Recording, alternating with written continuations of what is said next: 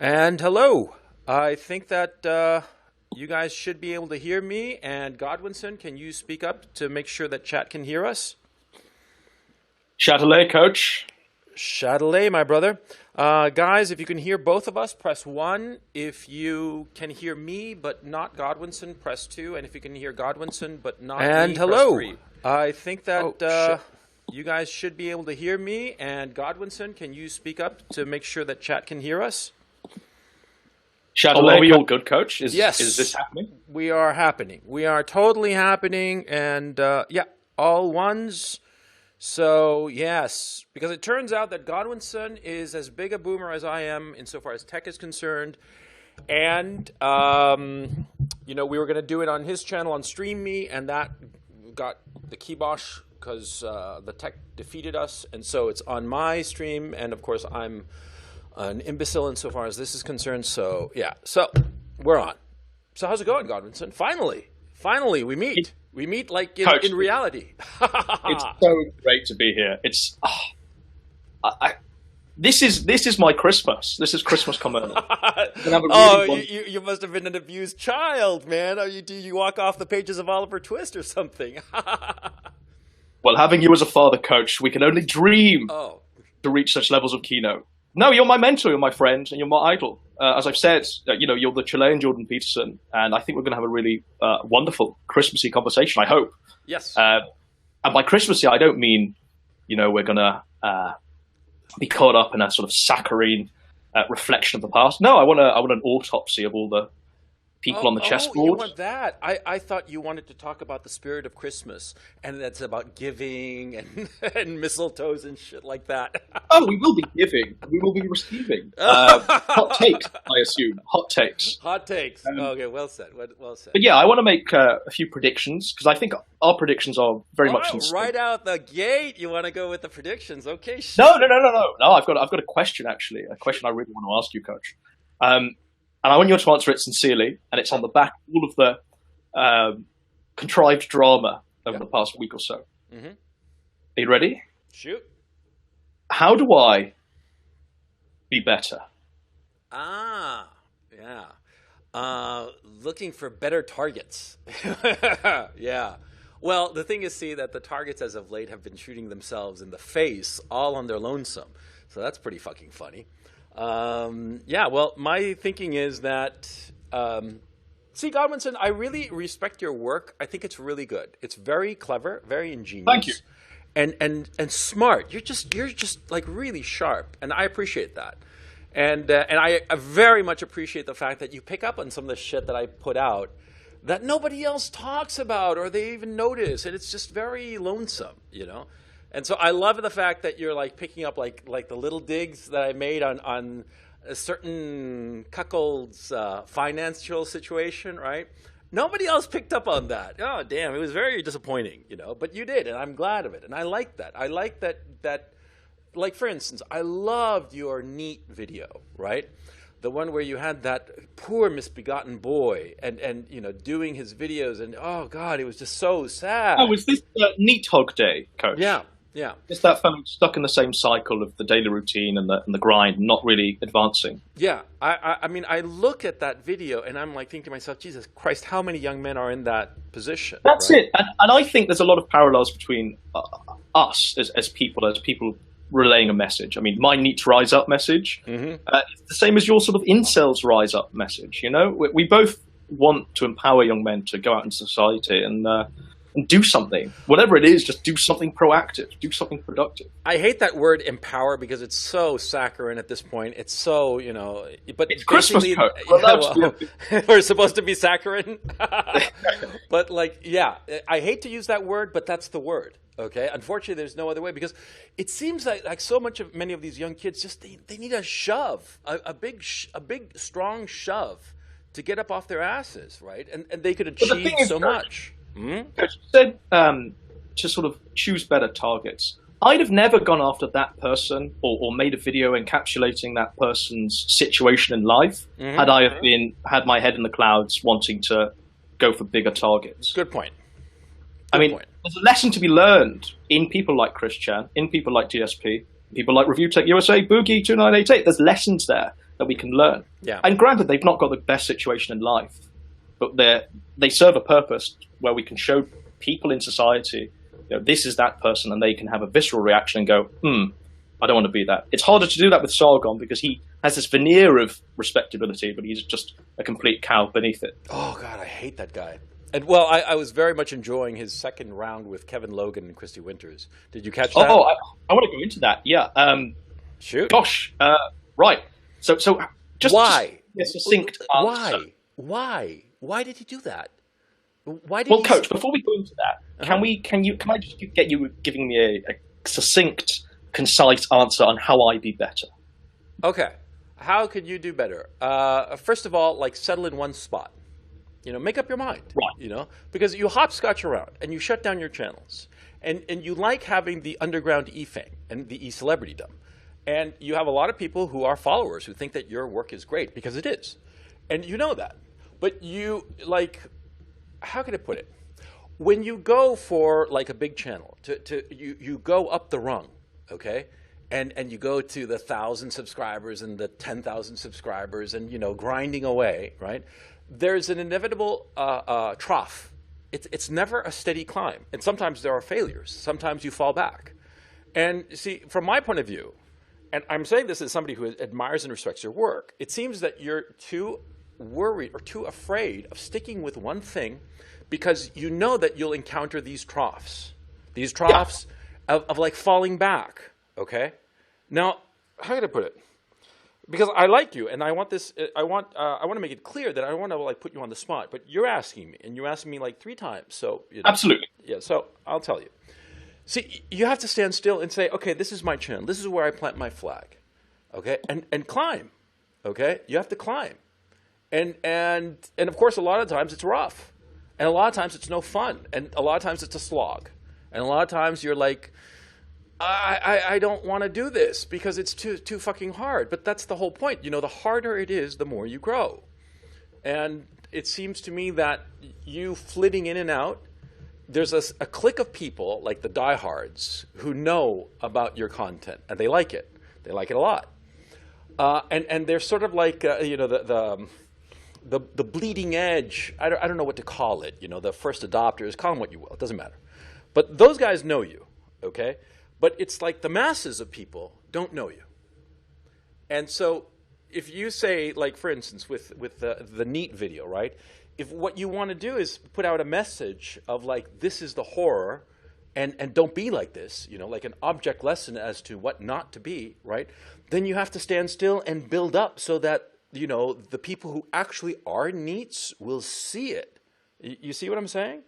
I'll just respond to that, Coach, because I think you've given me a really good answer. And I'll respond to that from the heart and with as much truth as I possibly can give. Mm-hmm. I see the idea of building a YouTube channel of fully embracing e-celebrity as a completely futile exercise that will just get me deplatformed sooner rather than later. Yeah, I agree. I agree. You're creating words in the sand that are going to blow away as soon as you finish writing the sentence. So I'm perfectly happy with the sort of base I've got where I can upload a video, it can be mirrored everywhere. Loads of people can mirror it, and that works out there forever. It's not going to be flagged down because there are 9 different mirrors there. Mm-hmm. That's perfect. That's where I've always wanted to be. I don't have to shill my own content. I don't have to re-upload anything. Mm-hmm. People do it for me. Mm-hmm.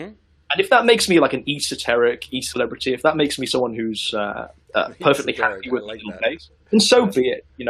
I don't want to be someone like Sargon, who've completely inflated themselves, who surrounded themselves by yes men, who are reliant upon a dead subscriber base. Yeah. It's all a fool's errand to me. But that's my answer to that. Can we move on to Sargon? Is that all right? Sure, but I mean, like, I'm answering your question, because you were the one who posed it in this conversation that we're having right now. And I'm happy to answer it. I mean, I didn't want to put you on the spot, okay? If your approach is you want to be a guerrilla fighter, which is basically what you're saying, okay. I guess I don't agree with that because I'm more of like, okay, let's have a land army and go full on kind of, with a tank battalion and the whole shebang, right? But if you want to be a guerrilla fighter, it's perfectly respectable. That's your thing, okay? Just so long as you make sure that it's not just in this aspect of your life, that you're not like doing this in across all of your life. Okay, I have no idea of your personal situation. I don't want to know, because to tell you the truth, I much prefer to take people on this in this environment as they come. You know, just one-on-one, just what they show me in their avatar or whatever. Sure, out of idle curiosity, sometimes I've wondered, I wonder what the background of that guy or that other guy is. But it's idle curiosity. It's not like I really want to know. And if I had the information, I wouldn't do anything with it, because that's not the point. And I feel that there are like unwritten rules as to, what are the Queensberry's rules, right? If you happen to come across, like, I've come across the actual name of a couple of big YouTubers, for instance. I've never used it or mentioned it or what have you. And it came to me, somebody wrote their names in my comment feed. And so I know who they are, but like I don't use it. I don't play by that game. I just approach people by the content that they're putting out. And my approach is to like build a channel and build it up. And it's very gratifying, because I guess it's like a gardener's approach. I've ranted too long, so let's move on. What do you want to talk about? Just a little addendum to what you've just said there, just before we move on to Sargon. Shoot. You've had great success building what you've built. We're on a channel now where you've got, 122,000 subscribers. You've built this thing from nothing. You've built this thing in the face of everyone that tried to stamp you down and call you a con artist and call you an on person and all of that. And it's a testament to you that you've stood your ground. It's not something which I aspire to or would like to have. Not as a slight, but it's just a different sort of having prominence in this community. Oh yeah, but I think that my fear is, if I were you at this point in time, and my numbers were great, the algorithm really loves you at this point. You've mentioned before, if you put women in the title, you're gonna soar in views. You're gonna have a wider reach. Yeah. I'd be terrified that the algorithm's actually gonna recognize me and deplatform me. So a la what? Alex Jones and that sort of thing. I don't care, because for me it's a hobby. Okay. But then, for instance, I would counter that by Go ahead. saying, a hobby for me is uploading a video now and then. Do you know what I mean? Yeah. Yeah. Well, look, my thinking is this. If I get deplatformed tomorrow, if they like yank my channel, I'm going to be disappointed, and but I'll probably still be doing videos anyway, because see, you got to understand the reason that I started doing these videos. I've mentioned it before. I don't have a problem saying it again. See, I started doing them because I've got a 3-year-old son, and I'm 50. So by the time he really needs my advice, I'll probably be drooling or dead, right? And so it's smart to have like a register of my thinking on a lot of things that would be of interest to him. And I've got a lot of videos that I'm never going to release publicly, because they're about private information, that would only benefit my kid, okay? I don't know. I've got like about 30 videos, I guess, 30, 40 videos of just like stuff that, is like personal history, that kind of shit that I would never in a million years post, right? But what I'm trying to emphasize is that, see, my project is very specific. I love it that a lot of guys watch my videos and get a kick out of it and stuff like that. And so, great. But the project would endure without the audience. And also, I recognize something else. Like I always said, like for the longest time, my channel was growing, and I was like hitting a ceiling of about 18,000 subscribers, something like that. And all of a sudden, back in June, I think, the algorithm just clicked with me and just like fell in love and just like took me to the moon, right? I have had like 3 viral posts, and a lot of them that have done very, very well. But see, I didn't do anything different. Since I didn't do anything different, I didn't improve. It wasn't like a great leap forward in so far as my videos are concerned. I recognize that it's arbitrary. And since it's arbitrary, it was like winning the lottery, and so I can't take it like an achievement. It's great to have like 120-odd thousand subscribers. Sure, it's fantastic. I'd be lying if I told you it wasn't nice. Does it make me feel really great? No. You know what made me feel really great? When I cracked 1,000 subscribers. That was much more satisfying. Just much, much more satisfying. And it's like, you keep on growing, and it's like, oh, that's nice. But the first 1,000, that was much, much bigger deal for me psychologically. But anyway, let's move on to like the state of play. Yeah. The state Let's of move play. on to Sargon. So last night, after my stream, which was essentially like just 2 hours of me waiting for you to show up, but I filled the time by giving my thoughts on the people on the chessboard. Kraut, Sargon, V, Quartering, Dankula, Warski, Tonka, all of the people, and I gave a few predictions on where this whole ecosystem is going to go. And I hope we go into that, and I hope we pick up on what you've mentioned about the algorithm loving you, because I want to sort of draw parallels with that with other figures whom the algorithm has loved and sort of dropped. But yeah, last night after that stream, I went back actually and I watched that video that Sargon made about you, the 38 minutes one. Where he like doxed me and says all kinds of nasty things about me. Yeah, what about it? Yeah, and he goes through this narrative of events where he paints you as like a fraud, a charlatan, a complete scoundrel. I think he even uses the word scoundrel or something like that. Yeah, you're basically a no person in Sargon's eyes. And throughout the video, he's saying that the reason why he does YouTube, right? The reason why he's a big-brained liberalist white nibber is because he wants his child to grow up and hate the SJWs. So it makes me wonder. His whole body of work, the meltdowns, the interactions with Jim, all of the memes about the angel baby and V. He thinks that's like a worthy canon that's going to impress future generations of the Benjamin family tree. But there's a reason why I'm saying this. Basically, he's making this implication that he's a better father than you are in that video, and that his kids are going to be proud of him, and you won't. And that's how he ends that 38-minute video. And I just want to ask, Coach, on a human level, how does that make you feel as like as a person who was sort of friendly with Sargon before that video? No, I ceased being friendly with Sargon when I realized that he knew all about Kraut's bullshit. And I've come to the conclusion that he put him up to it, and I have no doubt that he actually put him up to the BPS hit piece that just came out. But we'll get to that in a second. No, I can't take that man seriously, okay? And him thinking that he's a better father than I am, it's just absurd because, first of all, it's not a fucking competition, right? And secondly, how can I put it? Well, at least my kids are mine. if we're gonna be going in that general direction, yeah.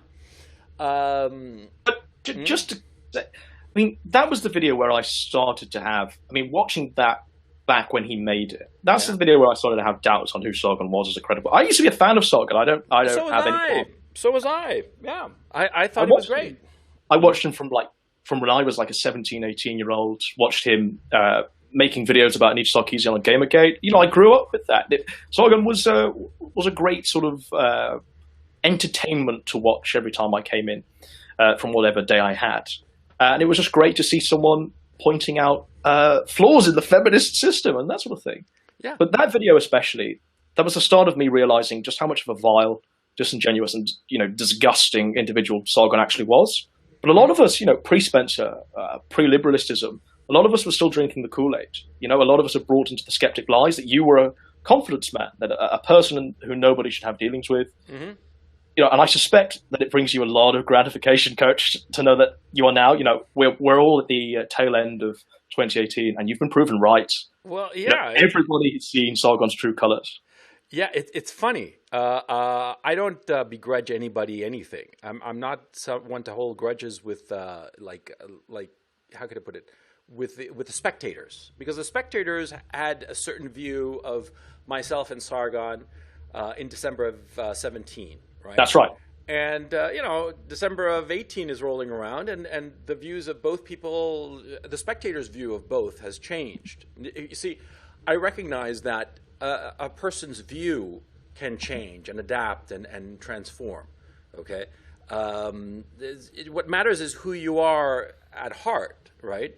I'm not making a good argument. Let me rephrase it. See, I knew who this guy was when I realized that he knew about Kraut, and then when I guessed correctly, as it turned out, that he was behind Kraut and had been pushing him in the direction of the doxing and smearing server and all that shit and the target list and all that crap.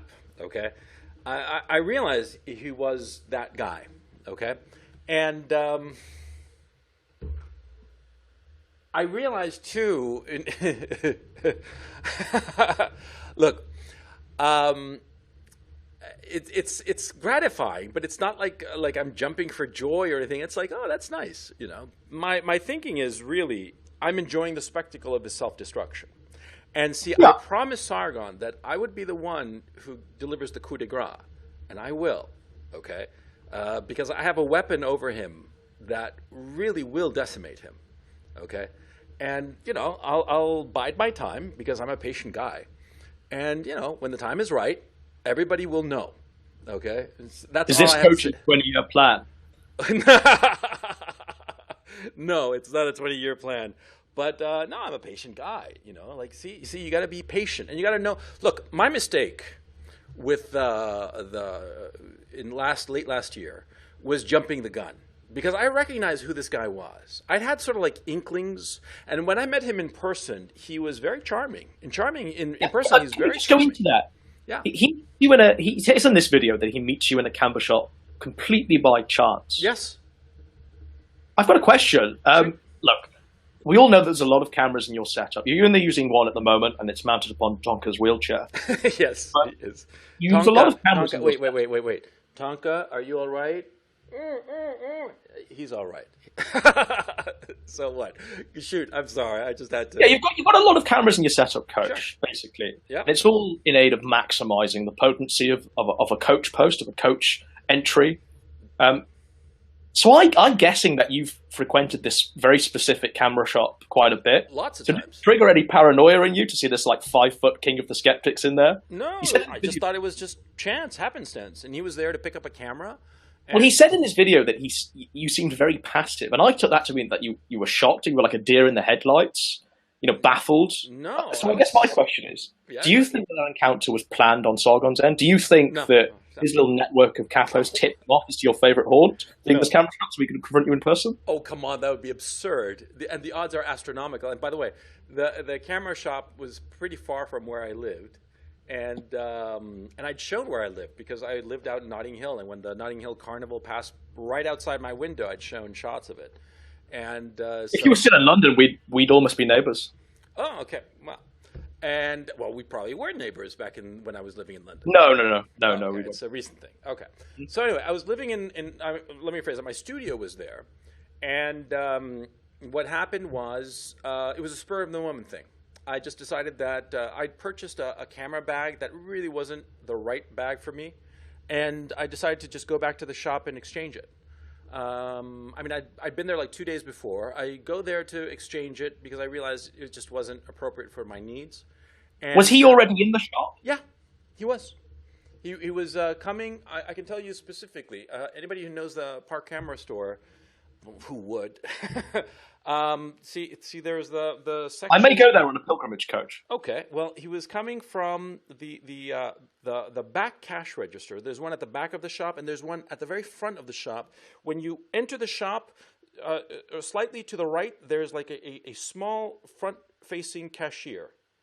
Right. And see, there's like an aisle between that cashier, as you're facing it to the right of that cashier, down to the back end of the store. Okay. So what you're saying is you didn't notice him upon entry? No.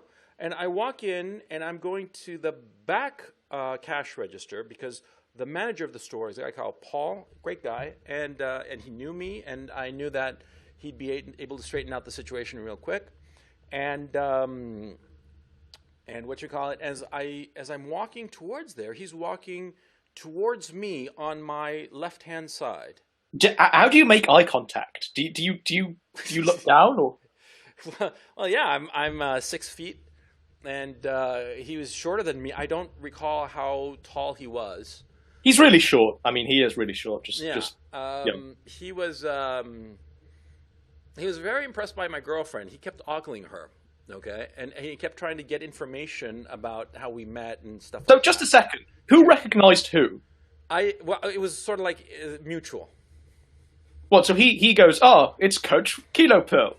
No, it's not Kino Bill, but he's like, I know you, and I'm like, I know you, and you know how it is that you run into somebody that you've never actually met in the flesh, but God, you've it's like seen two them. fucking Jedi meeting, isn't it? Sort of sensing each other's thoughts. Well, I've had a number of odd encounters like that, so I wasn't really surprised. One time I ran into Francis Ford Coppola at a at a sushi place in Paris. Well, he's completely checked out of making movies now, hasn't he? He's just Yeah, focusing on his wine. yeah, he's making his hotels in Italy, you know, and that seems a shame. But his latest movies weren't very good. I think he just lost his mojo, and I think he lost his desire to make movies. You know, quite Well, look, with frankly. Apocalypse Now in the Godfather films, I mean, he's happy to retire. Yeah, yeah, yeah. And I got to chatting with him for 90 minutes. I had a great conversation with the dude. He's a lovely man. We had a great time. We just ate sushi and just shot the shit about movies. We talked about financial movies. And it was Oh yeah, like Wall Street. yeah, yeah. We were talking about Margin Call and a few others that he was very impressed with, and yeah, it was just a great conversation. Just lovely man, lovely man, lovely man. So from there, from sort of hobnobbing with the greatest film director of all time, you bump into Sargon, the Right. king of the. And also in college, I bumped into J.D. Salinger. Oh, marvelous! Yeah, because I went to Dartmouth, and J.D. Oh yeah, Salinger. he was not also. Yeah, Yeah, no, he didn't go to Dartmouth, but he lived nearby. He lived in Norwich, in Vermont, right. which is literally across a bridge to Dartmouth. And he was at the A&P shopping, food shopping, and I bumped my cart into his, and he sort of like scowled at me, and I was like, "Holy shit, that's J.D. Salinger!" And I was with a buddy That's of it, mine. Yeah, and he was Coach. They should call you Coach Random Encounter Pill. like, "Yeah, Coach, random encounter." Yeah, yeah. What interests me about this meeting with you and Sargon is you go and have a meal, don't you? You go and have a Yeah, sit-down meal. yeah, well, actually, that's gilded in a little because he just had tea. I and my girlfriend had lunch. He just Yeah. had tea. I invited him to lunch. It would have been no trouble at all. But anyway, he just had tea, and you know, we had a great conversation. He's like I said, he's a charming guy. He obviously wanted to talk to me, okay, because I mean, he was buying this camera gear, right? And I made the invite, and oh, and by the way, he also talked. I just realized this. He also talked about Kevin Logan. Well, Kevin Logan's been on him for a long time. No, You know? he was envious because Kevin Logan had made one of his. He has a series, a Manosphere Yeah, series. Descent of the Manosphere. Yeah. Yeah, yeah, yeah. And Kevin Logan had done a piece on me, which I looked at. When I watched it, I was like, "Holy shit! Did this require a lot of work? A lot of work." And watching a lot of my videos, I was impressed, to tell you the truth. That Kevin Logan had thought I was meritorious enough to have gone through all that work. Yeah, I mean, Coach is a sort of not Coach. Kev is a sort of neat left version of what I am. You know. No, Kevin, poor Kevin. You know, he's like, I look at him and he's like this beat up puppy living in a downtrodden room somewhere. I guess his mother's room or whatever. I think he splits between his divorced parents. I think that's Oh the story God, there. it's just so kind of sad. You know, he just seems like a grown man. And the worst part was that, see, I had to do some things in Birmingham, so I had to go up there. And actually, I didn't have to do them in Birmingham, but I wanted to. I wanted to go up to Birmingham, and so I was like, "Come on, Kevin, let's meet in public. Ah, it'll be great. We'll stream it." You know, and he was like freaking out. It was really goddamn funny. Does he see you? Does he see you as like incredibly far right and that sort of thing? I assume Oh he doesn't. yeah, but the thing Is is, he really? I yelled at him, see, and he knows it. We had a live stream, a very impromptu live stream like this one, because for those of you watching, you know, like half an hour before this started, we had no idea we'd be doing this. Okay, so this was a spur of the moment, and I had a random encounter with Kevin, and because we were like swapping tweets, I think, or something like that. And anyway, one thing led to the next, and like, okay, let's do a stream, right? And I turn it on, man, and he's like, I swear to God, he looked like all scruffy, like in like a corner, like a little ball, like he looked like an abused puppy, right? And I totally owned his ass when I pointed out that, you know, all these mass migrants were going to depress wages of the working man. So how could he, as a good leftist, be in favor of mass immigration? And he was like, does not compute. And Well, after I mean, that, it was downhill. I'll just say my sort of 2 cents on Kev. I think he's gone through a little redemption arc where his sort of shitting on Sargon, which he exists for, has been brought to the fore. You know, there's all of those streams he's been on with Christie, and they've had him as a guest. That's really shown Kev to be a master at just shitting on Sargon. And if someone exists purely for that, regardless of their ideology, I can stand with them. I can say I respect them, maybe somewhat. I like his videos. They're a good watch, even if you disagree with everything he's saying. They're a good narrative he's woven together. As I say, he's the neat left version of what I am. But so what's Sargon saying about Kev Logan? Oh, he was envious of the fact that Kevin had not made one of those videos about him, and he's got some issues with Kevin Logan. I think that he sees him as somehow better than him. Somehow, it's just bizarre.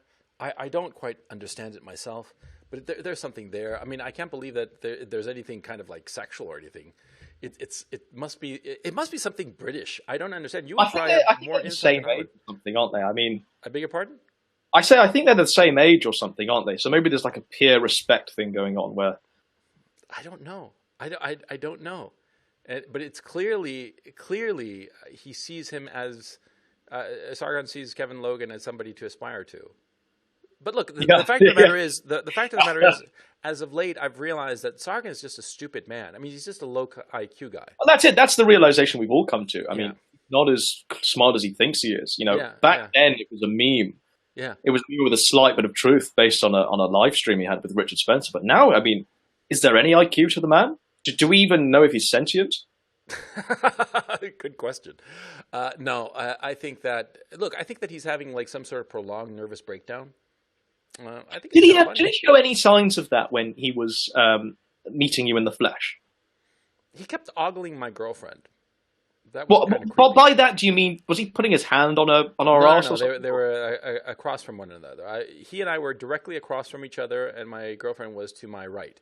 And she was just like reading some photography magazine and just like. Oh, so she had no interest in the influencer. No.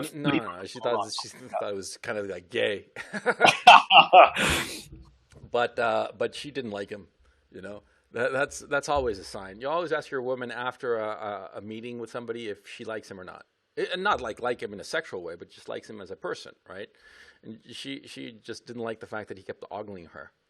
And she said that whenever I looked away, or did anything, he kept like looking in her direction. He found it creepy. She found it creepy, rather. God, you should have just told him. You should have told him she wasn't transgender, and then he'd have moved on. I don't know. See, I've met Sargon also. This is an experience. Yeah, I saw it. It was funny as hell. Yeah, and he carries around. I was with people, and he just walks past me, and someone says, "Oh, Sargon of Akkad's just walked past you," and I'm baffled. I can't believe what's just happened. Yeah. And I just think that I've got to find him. I've got to catch this shiny Pokemon. So I go and look for him, and people are telling me that, oh yeah, he definitely has this air of grandeur about him. He has a tilt to his head. He has a presence about him. He has a stature. Stature. He does carry an air of charisma, and certainly at that liberalist meetup, he was definitely a magnet to all of the Chatelet stranglers and trannies that wanted a bit of the Sargon D. Yeah. But that was him in his echo chamber. So that was why I was very interested in finding him. No. You're missing out. It's natural when somebody is successful. Okay. And when they're successful, it shines on them. People, strangers can catch on to it.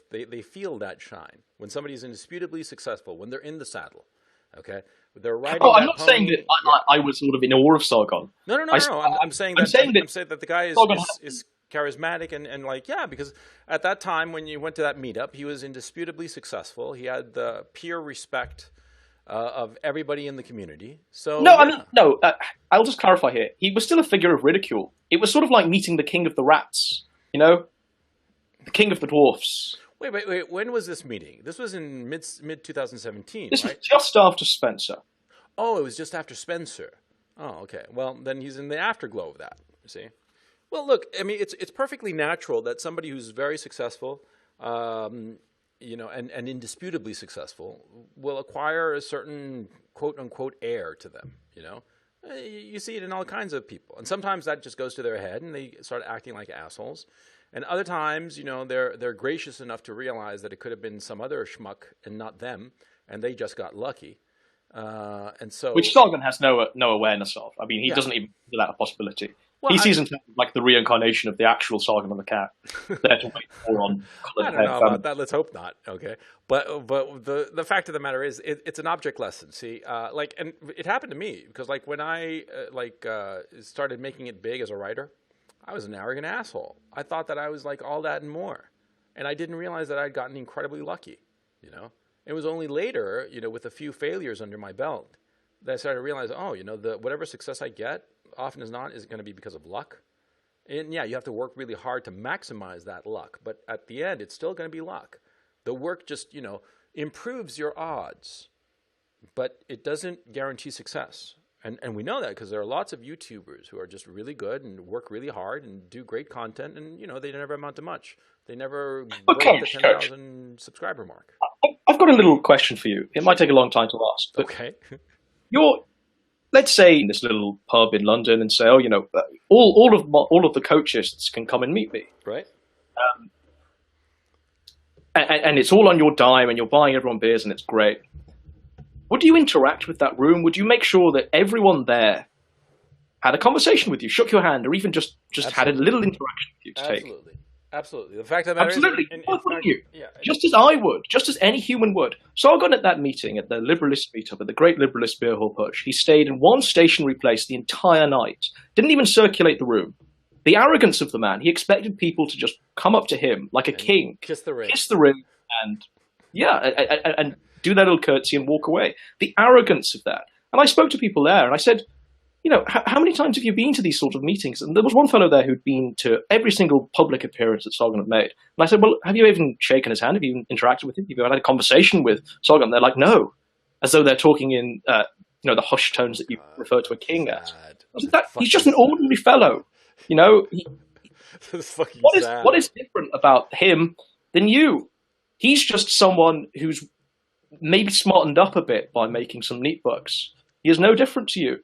But they think he's a great big-brained intellectual, which is shocking. Well, the last people like he looks the part. He looks it, and he's just as disenfranchised as most of his audience. Exactly. Yeah.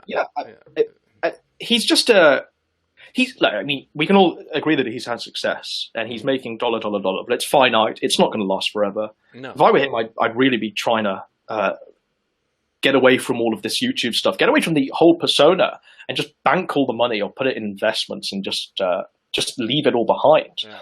It's only causing him and his family distress, as we've seen in recent months with the whole angel baby stuff. I wouldn't want that to happen to my wife, to someone I love. No. I wouldn't want memes like that being spread around constantly. Yet there's no stopping the man. He says he doesn't care. The complete selfish angle of not considering his family's feelings, which I think is disgusting. Yeah. I think that I was kind of disappointed with people bringing up that whole meme, but then that disappointment faded when he sort of like started taking advantage of the meme. Oddly. Yeah, you can't compel compassion, Coach. Yeah, exactly. And so, look, I think that the guy, I think he's scummy, and I think that look, you got to understand something else too. See. Okay, let's not mince words, right? I don't really know your background or anything like that, but the way you sound and carry yourself, I'm betting that you've had a few successes in your life, okay? Not like you've invented penicillin, but you've done well in different aspects or whatever you've set your mind to, okay? And see, in my own case, I've been very fortunate. I've had a great deal of success in a number of different venues, and it's just been hard work and luck, right? But see, this was the moment for Sargon. He's always been a failure, I mean, come on, you've read his CV, right? We all have, right? That was fucking funny, right? I went through a lot of. I spoke to a lot of first-hand sources trying to verify that CV. Just because I was baffled by. You think it's the real deal? Studies, a complete DOS subject, which everyone passes just by default. Look, a scattered guy. I'm sure we can all agree with that. Who's definitely latched on to this success and ran away with it. Fair play, But yeah, as you say, he's a scattered fellow. Oh, you've changed filters. Yeah. Marvelous. Yeah. Yeah, I just got bored with the other one. But like, no, and I suppose it's like more appropriate to this part of the conversation. Let me just fix my camera here just a second. See, my point is that, see, he's been a failure most of his life. He's gone from one failing to the next, you know, and things have just not worked out for the guy, right? And all of a sudden, he hits on this thing. He just bangs this SJW drum hard enough, and he gets like all these subscribers, all these views, all this money, right? And it's the first success of his life. He's in his mid-30s, and you know, he'd be basically screaming into a microphone with his outrage over this shit, and he gets a lot of views and a lot of money, and it's success. And for a guy who's lived his entire life up to his mid-30s with zero success, just being not even a cog in the machine, but sort of like a broken cog in one of the which is shocking, right? Not even have anything to your name at that point in life. Yeah. It's shocking, isn't it? Yeah, it is. And so it must have been like, you know, it goes to your head. See, first success always blows you away. The Bee Gees talked about this. And you can laugh all you want at the Bee Gees music. I personally love the Bee Gees music. Yeah. It's absolute keynote. I play it just after I've watched a Coach video. It's great. Oh, great. Great to know. But I'll tell you, like, they talked about it. I once saw an interview with Barry Gibb and Maurice Gibb and Robin Gibb, and they were saying they had been successful in, like, the late 60s. And yeah, I think I've seen this interview. Yeah, and they went through a trough, didn't they? And then they went to their head. They called it first success. It goes to your head, and you do stupid shit. And then later, when you have, like, more success, then you know how to handle it. Okay, but of course you got to go through the failure first before you realize how to handle like the second success. You know what I'm saying? So he's never had failure. And look, the guy's pushing 40, right? So he doesn't have any education. He doesn't have any springboard to the next big thing in his life, right? He's got nothing to fall back on when this whole bubble bursts. Yeah, so that's going to be fucking ugly. Okay. Now I've made it like a personal promise to myself that I'm going to be the one who sticks in the knife, the coup de grace. Yeah, you've got this 20-year plan, haven't you? Yeah, my 20-year plan. Yeah, exactly. You know, but no, seriously though. See, it's going to be really ugly in this guy's life, you know, because he's going to have nothing to go for it. Now, this guy is very cunning.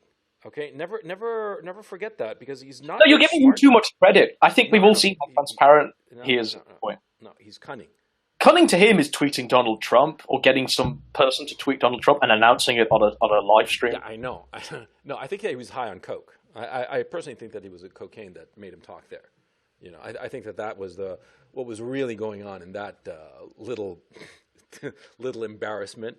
Yeah, but no, he's a kind of. How many things can we attribute to him being a cokehead at this point? All of it? Is he an addict? There's not, as Kevin said, there's not many fat cokeheads, is there?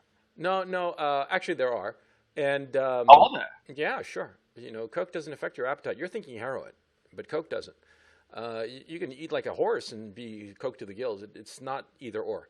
No, I think that coke has. You know, Robert Caro says that power reveals. Well, coke does the same. It reveals the real you. Okay. Yeah, it brings out the inner whatever you are. Okay, it's a great thing. I mean, look, I have to admit that sometimes I feel sorry for the son of a bitch, because I see the life that he's going to be living. Look, I'm 50 years old. I'll tell you who I feel sorry for, and I felt sorry for them during this entire affair while he's been making a fool of himself with his shenanigans. Yeah, I feel sorry for his family. Yeah. You know, when all of that Angel Baby stuff came out, I was just sorry for her. Yeah, me too. I wasn't sorry for him, really, because I knew he'd capitalize on it. I knew he wouldn't shun the spotlight. I knew he wouldn't just take a break. I knew he'd make a point and meal of it. I felt really sorry for her. I really do. As on a human basis, I feel sorry for her. Yeah, total agreement. I do not have any sympathy for the man, but for his woman, absolutely. That must have been... oh, man, and the rows there. And, well, look, I have no inside information, but I'm betting that the marriage situation there is very, very bad. Yeah, and that's all I'm going to say about it publicly. But it's obvious. He spends so much time online. It's a dead giveaway. Okay? Yeah, this is it. This is exactly it. Yeah. Just a final thing about Sargon then, before we move on to Kraut, which I really want to talk about, Coach. Okay. Sure. Just a final thing about Sargon. At what point do you think it's sort of the end game for him. I'd have thought, him labeling Jim as a pedophile, or even him, the whole depends on the child situation he was caught up in. I'd have thought that would have brought him down. But when I say end game, I mean, when's the Patreon rug going to come up from under him? When's he not going to have enough money to spend on coke? When's he not going to have enough money to essentially live his dinosaur arc lifestyle? Well, look, here's the thing you got to understand. See, whenever you talk about, that America only has 10 more years. 10 more years, I tell you, and then America is gone, the dustbin of history, right? And then, 10 years rolls around, it's still around, and then another 20 years rolls around, it's still around, right? See, a big ship like that takes a long time to sink. They say that the Titanic took like 2-3 hours to sink. That's a long goddamn time for a boat to sink now, isn't it? Same with empires. The Roman Empire, it took like 500 years to sink, right? Sargon and Akkad is going to take, I guess, another 18 months. Yeah. Oh, I think it's going to be even less than them. 18 months. 18 months. He's not the Roman Empire. He's a neckbeard.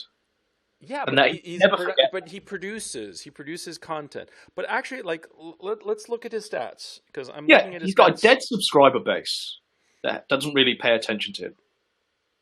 Oh wow, his average views are 80 in last month were 88,000. Yeah, and he's got like 888,000 subscribers, hasn't he? Yeah, well, my channel is roughly a sixth of his, and I get half of his viewership. So this is it. The algorithm loves you, and the algorithm. See, this is the thing. This is what I wanted to talk about algorithms. Sure. People like Boogie, people like The Amazing Atheist, people like Sargon. They had gimmicks. They had gimmicks which took them to their success, which courted the algorithm. Sure.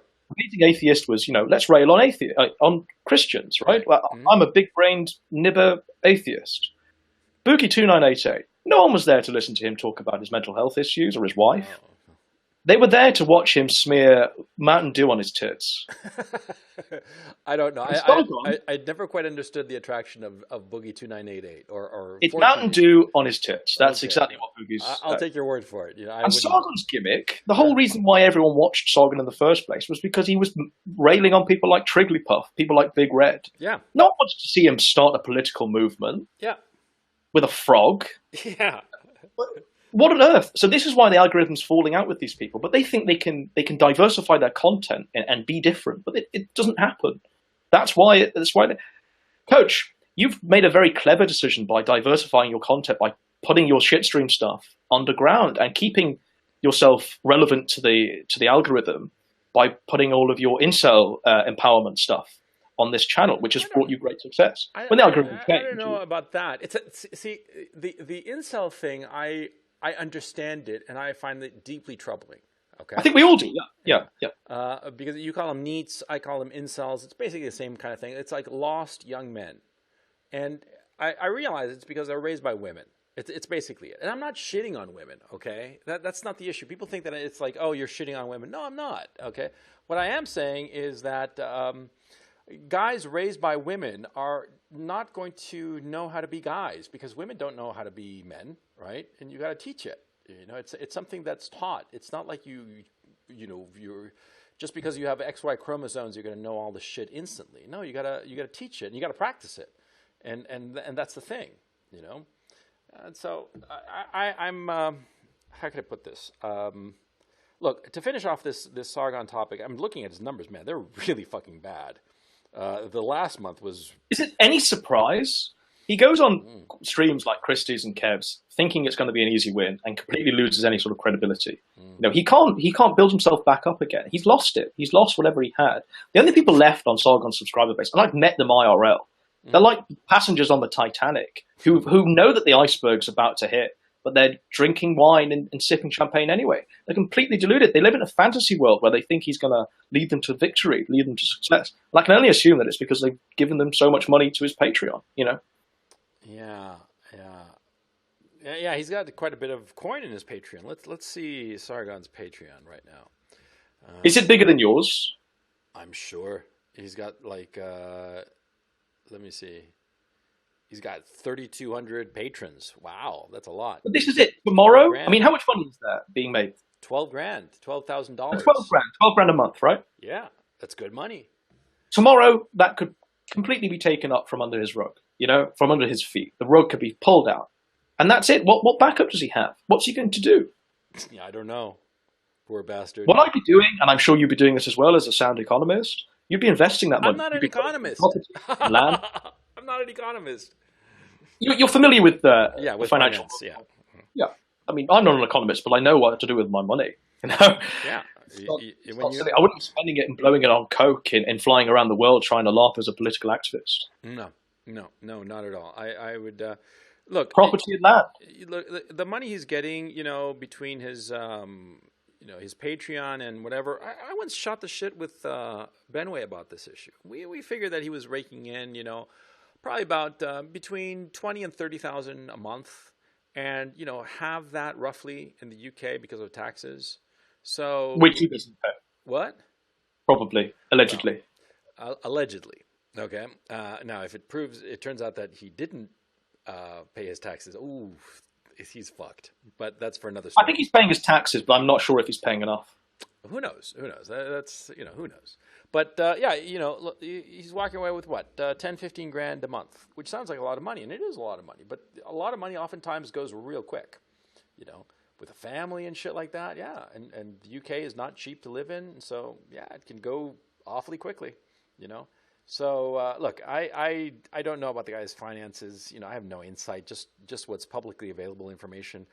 I think that my sense is that the guy was, he got lucky, he got successful, he didn't handle it, he allowed it to go to his head, like first success always does, and when the fall happens, which it will, because it's inevitable, I don't think that he's going to have the tools to recover and rebuild, because ultimately that's what makes a man. That's what makes it interesting. See, a man who falls, a man who's successful is boring, okay? Because he's successful, whoop-de-fucking-do. A man who fails, well, that's an interesting car wreck. But a man who fails and then recovers, now that's a story. That's a story worth repeating, okay? That's interesting. And there's a lot to be learned from such a man, okay? And if you're lucky enough to be such a man, then, my hat's off to you. Because it's hard. It's hard to recover from failure, especially profound failure. Okay, and I've been lucky enough that when I was a kid, I beg your pardon. I beg your pardon. I say, speaking of a man who's had profound failure, will never recover. Can we move on to Kraut? Oh, Kraut. Kraut. Split dick motherfucker who spearheaded the sort of consensus that you were a fraud. Yeah. Dug up this information with Doc's holiday. Is that right? Yeah. Have you had any interactions with Kraut since then? No, I had a series of tweets where I mocked him because of the loss of subscribers, and I tweeted was this them. His Give Me Thou Memes account, or was it the one before that? The Give Me Thou Memes account, and it was on a Twitter that got killed, but I saved it. Let me find this shit. Because it was goddamn funny. Because I was being mean. Because at this point, look, this is what happened with me and Kraut. After the whole thing in December, and he declared himself a monster, and he went away. I actually reached out to him via Skype.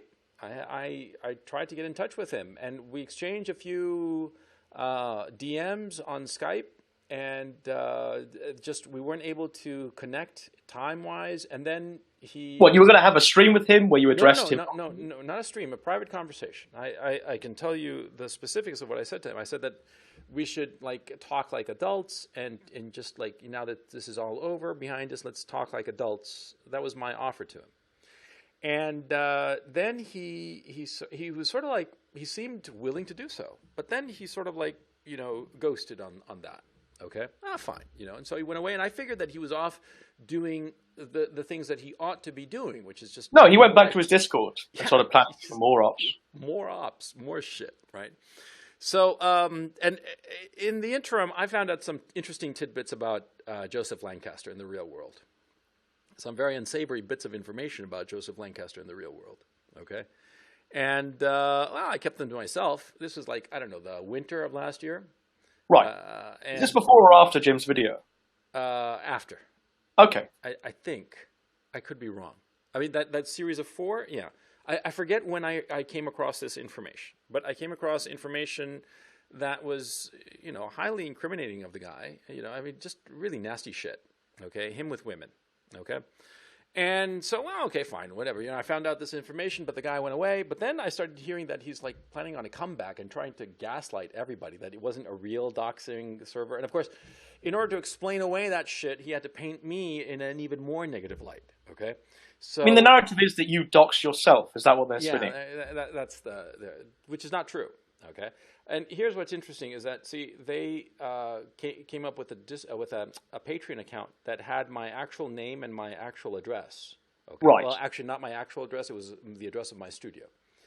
Okay. And I had a Patreon already as Coach Red Pill that didn't have that information. And so why would I set up a second Patreon and put up all of this information about myself? That didn't make much sense now, did it? Okay. And there was also a YouTube channel that had my pictures on it and had my actual name on it and practically my CV on it. And, that was up there, and why would I have two of these things? Because they were pointing to these pages as the source of my information that I doxed myself. But I hadn't, of course. They manufactured this shit. YouTube was very nice, and they eliminated that one immediately, that page. But Patreon took its sweet time. I actually haven't followed up on that, whether they took it down or not. But there's another Patreon that is not mine, that's not affiliated with me at all. And they're creepy fucks. They do all kinds of weird shit, and all to justify their behavior. And so, of course, look, when people are acting immorally, what do? They act immorally towards somebody, and so they have to vilify that person and paint that person the object of their vile actions. They have to paint that person as even worse than them, so bad that it sort of like obscures the fact of what they're doing, of how low what they're doing actually is. And Coach, can I just jump in? Your sound's a bit low. I think if you... I'm sorry. Chat, sorry about that, Chat. He's giving you a super chat telling you that it's low. Oh. Yeah, he's usually a good fellow. He's archived some of my videos, which I'm always flattered by. Well, it goes down. It goes down all by itself. I don't know. Maybe it's your setup, Rukino setup. No. It's a stupid Mac. It's just like. Well, while you do that, can I give my 2 cents on Kraut? Shoot. Yeah. So he starts off being this relative unknown, and he's discovered by Sargon. Guy with lots of subscribers. King of the hill, king of the rats, and Kraut is riding that wave. Before Krautgate, he was skeptic number 2, right? Lots of streams where he's claimed it's his real voice. What German speaks like that? You tell me. I don't know. He's faking it. I said so. But there's a reason he's faking it, because he wants to be Sargon. Just as V wants to be Sargon, Kraut wanted to be Sargon first. Kraut was proto-V, right? And this is why Kraut was running these little... Wait. There's a difference here, because it looks like V and Sargon were into some weird sex shit together. What the fuck is that? It's all Second Life. I don't even know what the fuck Second Life is, so you're going to... Someone sent me a big master. You see, I often get lots of expose things to my email at productions.com, at gmail.com. And they send me lots of things about, Sargon exposed, and I have to really try and verify that stuff. Usually, and often, it's the case where it's the seemingly most baffling shit that actually turns out to be true. So I'm always but yeah, no. The Second Life stuff is apparently him and V sit on a Second Life server before all of this happens, and they have sort of fantasy sex with each other with their little avatars, their video game avatars, which has all the potential to be bullshit. So but does anyone put anything past these people at this point in time? Oh my goodness. V is for 4 after all. But Kraut starts off as this sort of minor capo in Sargon's regime and is promoted, simply by his association with Sargon, to the point where, I think I'd watched a couple of Kraut's videos before Krautgate, and I said, I had the impression that this was a very smart person, intellectual content. I have no interest in that sort of thing on the internet. I like my lolcows, unfortunately. Yeah. But he definitely catered to a crowd, and he built up an audience that now every time he puts up a video is abandoning him. You know? Yes.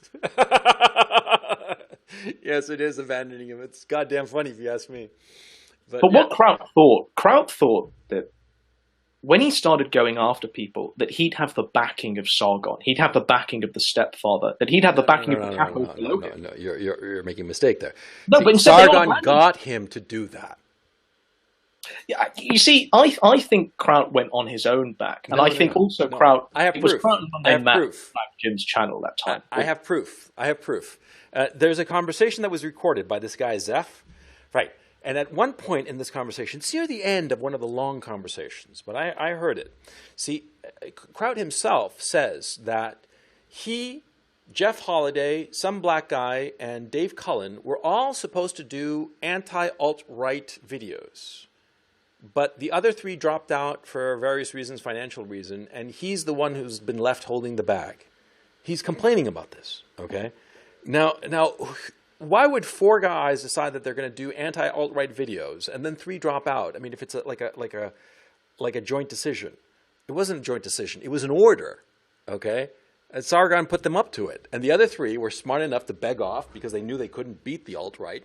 Because the alt-right has been arguing with so many people for so goddamn long that they're like that vegan guy, the Vegan Gains, who's like this master debater at this point because he's done so many debates on veganism that he's just aces in that regard. Yeah, that's what's happened to the alt-right. And so the other three were smart enough to realize it, and they begged off. And also because they realized it hurt their income stream, and they didn't want that gravy train to end. And so Kraut was the only one foolish enough to follow Don Sargon and do this shit. See? Exactly. Yeah. No. But it speaks to how he was led up an alleyway.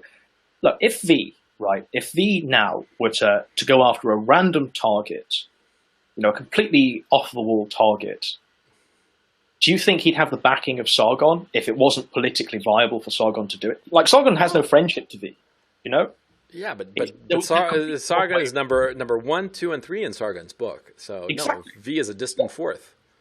And so these people that latch onto him, his capos, they think he's got their back, but we've seen it with the Quartering. When the Quartering went on the kill stream and completely made a fool of himself and had to write it off of him being like drunk. We saw that there, but what Quartering realized in the sort of absence of people around him, absence of the skeptic community that he built himself within, he realized there that he could actually stand on his own 2 feet, and he could make video game videos about Fallout 76 and pulling numbers which are better than anything he could do pointing at Trigglypuff. So he's sort of moved away from Sargon in my eyes. The same as Danku. Yeah, but you have to understand why Quartering was there to begin with. He was there to siphon off subscribers from Sargon, and as soon as he got his fill, he was going to move on. That's his MO. He goes from big name to big name. He cozies up to them and gets to be friendly with them and then draws in their audience. And then when he's gotten as much of their audience as he can, he mouse on to the next. But at least he has autonomy. At least the Quartering has some sort of agency and autonomy. Unlike to be this housebound, domesticated wife who's beaten and flogged by sort of strangers and is never allowed to leave Sargon's side.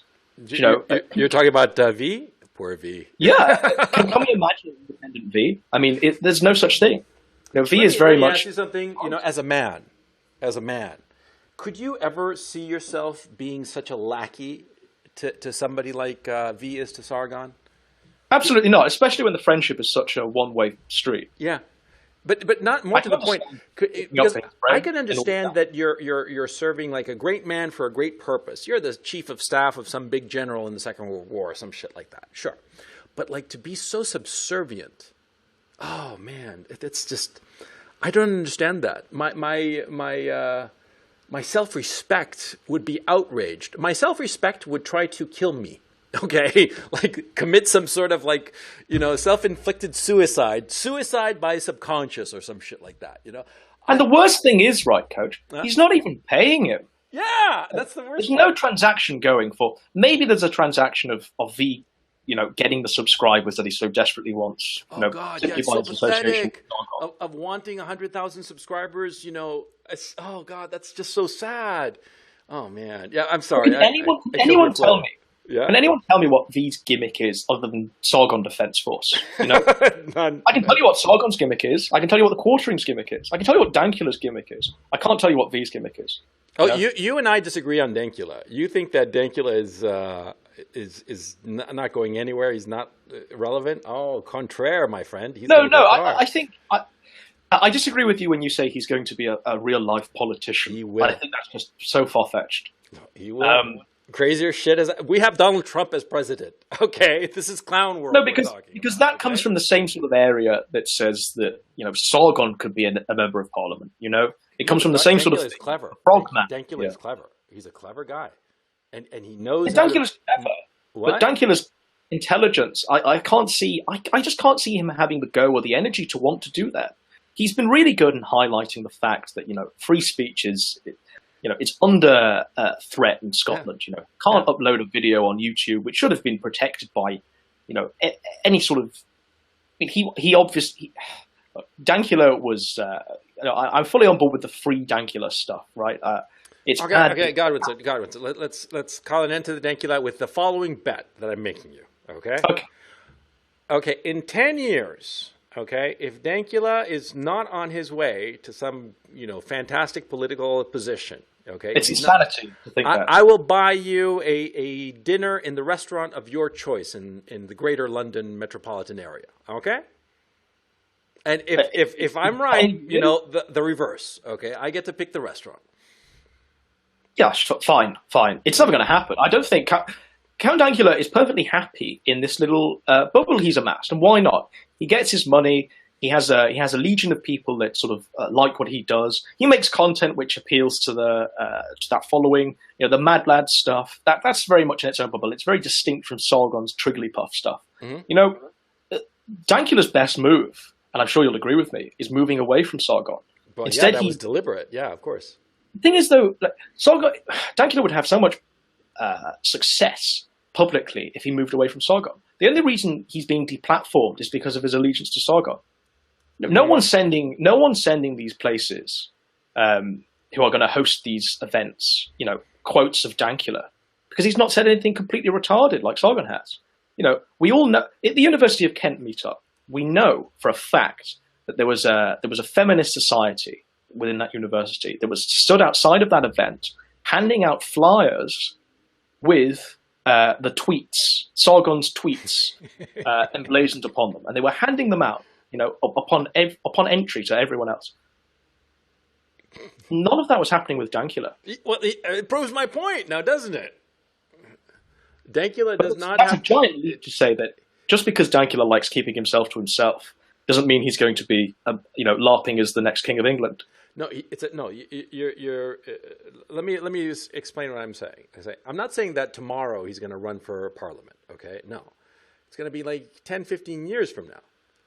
But what I am saying is that Dankula. How does Dankula move? Look how he moves. He says things that are edgy, but in general, he doesn't really offend anybody. Even with the Nazi pug thing, they really had to manufacture outrage because it was funny. He's a funny guy, but he's a funny guy in a way that isn't really offensive. Or when he does cut somebody, they had it coming, kind of the situation, right? And so nobody really begrudges Dankula that. Not even the target of his mirth, right? Dankula is a charming guy, and for all the body modification shit on his face and the tattoos and even the kami tattoo that he has, right? The fact that he has a kami tattoo and will say, "Oh, I was an idiot when I was young and I did it." It's charming. It's disarming. Okay, the guy's got a huge future ahead of him in politics. You wait. Yeah, sure. Right now he's doing his Mad Lads video and making money off of that and earning a living at that. And he'll probably go in the can for a while, and it's going to up his credibility enormously, right? I don't know about the laws in the UK, whether that would make it impossible to run for Parliament if he's got a criminal record. I mean, you'd know better than I would. But the point I'm trying to make is that, the guy, he's going to go far. I'm putting a lot of Coach coin behind him. I'm telling you, he's going to be a thing. He's gonna really go out there and make a name for himself. And more power to him. There's nothing wrong with that. I disagree with you here. I mean, sadly, I think the moment I mean, how much energy, how much fuel can you ride from the Nazi punk thing? I like the guy. I think he puts out great content, but I don't think I can't see my vote ever being behind him, and I can't see other people sort of voting for him beyond it being a meme. So and I don't think he himself wants to be a politician. I think he likes raising the awareness that it's free speech is under threat, and I think he genuinely comes at it from there. I don't think Sargon genuinely comes at it. From there. Dankula his motives are pure, and Sargon's are completely self-involved. Yeah, they're orientated around him wanting to secure an existence for himself away from YouTube. Yeah, exactly. Like I said, that's the amusing thing. Because Dankula is he's fundamentally a decent guy. Okay. I think we all agree that we all like Dankula. Yeah. But yeah, I mean, of course he's charismatic and funny and all the rest of it, but he's a fundamentally and at heart a decent guy. Okay. Whereas Sargon isn't. Okay. And that eventually comes through. Who you are eventually shines through.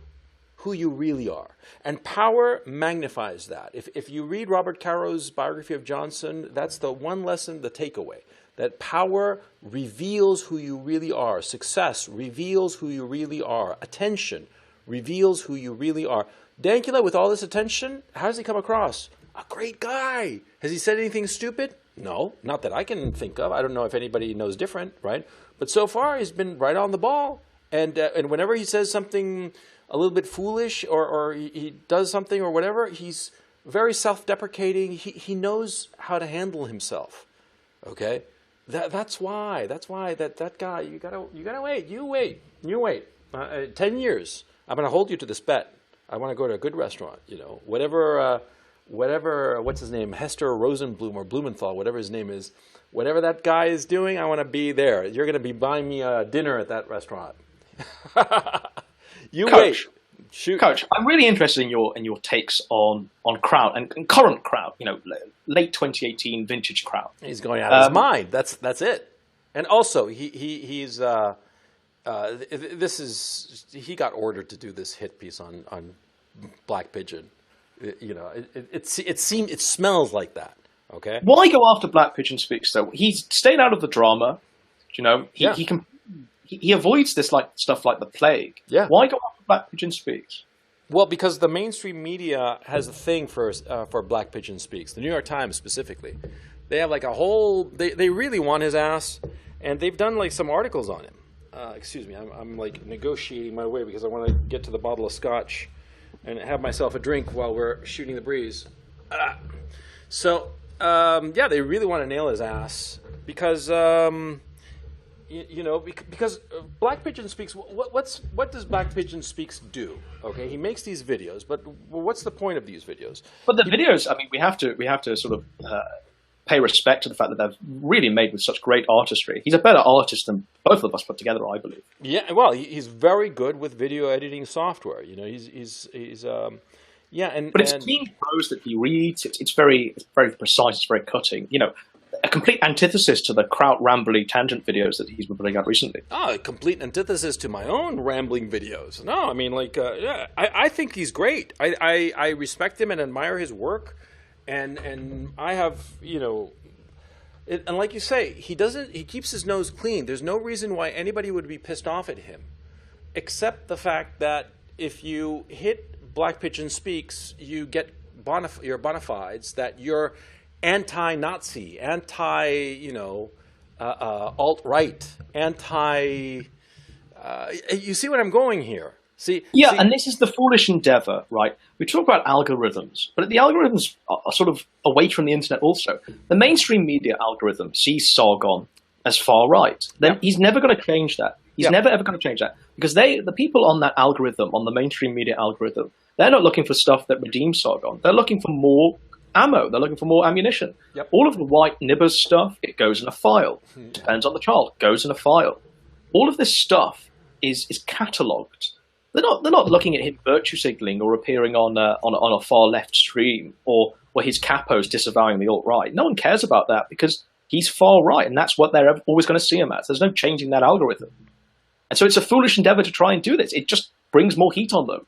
Kraut doesn't realize this. I don't know about that, but my suspicion is Kraut wants to get his bona fides that he's a good leftist. That's what he's trying to do. That he's fighting the good fight. He's trying to make sure that he's a good leftist by celebrating the death of thousands of people. You know, his Dresden video was disgusting. That was really on a fucking human sickening. level. He's saying that, you know, bombing Dresden, a massacre that I think everyone universally agrees was a tragedy. Even He's saying fucking that Curtis LeMay, who ordered the bombing, said that if he had been tried, he would have been found guilty of war crimes over Dresden. And you said in your video, in your shitstream video, that Kraut almost takes like a sociopathic delight in justifying this. Oh, creepy fucker, don't you think? Yeah.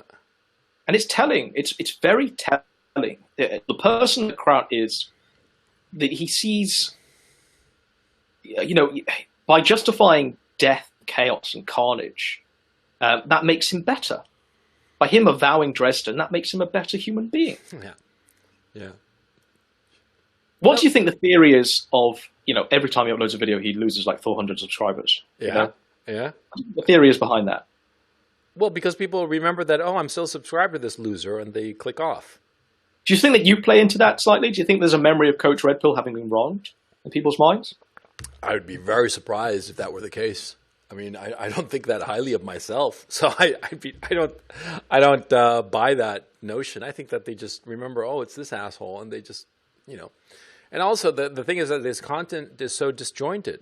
It's like all over the place. He can't make up his mind where he wants to go. Okay, he's just flailing around trying to recover glory days that are never coming back. That's it. There's no redemption arc for Kraut. There's a redemption arc for Kraut if he moves away from this internet thing, focuses on his university studies, whatever he's doing, and tries to make something of his 30s. Yeah. That's where his redemption arc is. It's not in trying to disavow Black Pigeon Speaks.